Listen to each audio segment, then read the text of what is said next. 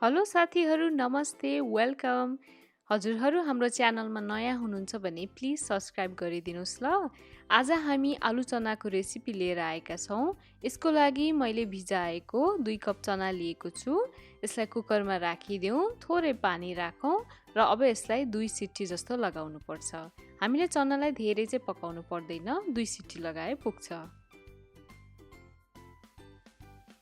अब चनालाई फ्राई गर्नको लागि मैले एउटा कराई तताएँ, कराईमा तेल राखिदिएँ र अब यसमा म थोरै मेथीको दाना राखिदिन्छु। त्यसै गरी जिराको गेडा पनि राखिदिउँ र थोरै बेसारको धुलो पनि राखिदिउँ। त्यसपछि यसमा 2टा जस्तो मसिनो बनाएर काटेको प्याज राखिदिउँ।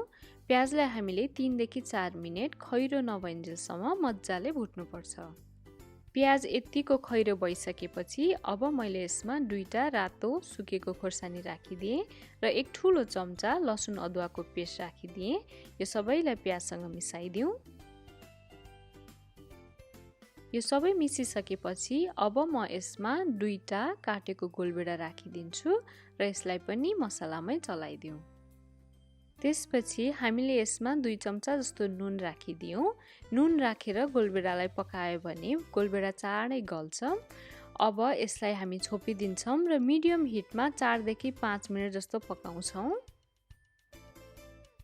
5 मिनेटपछि गोलभेडा मजाले पाकिसकेको छ। यसलाई मसिनो बनाएर म्यास गरिदिउँ। हेर्नुहोस् त कस्तो राम्रो पेस्ट भयो। अब यसमा मैले भुटेको जिरा र धनियाको धुलो राखिदिएँ र त्यसपछि म यसमा चना राखिदिन्छु। अब चनालाई राम्रोसँग मसलासँग मिसाइदिउँ। 3 मिनेट जस्तो चनालाई चलाउँदै पकाउँ र अब म यसमा थोरै रेड चिली फ्लेक्स राखिदिन्छु।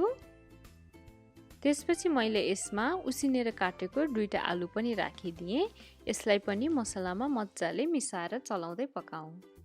अन्तिममा मैले यसमा काटेको हरियो खोर्सानी राखिदिएँ र स्वाद र बास्ना दुईटैको लागि काटेको धनिया पनि राखिदिएँ।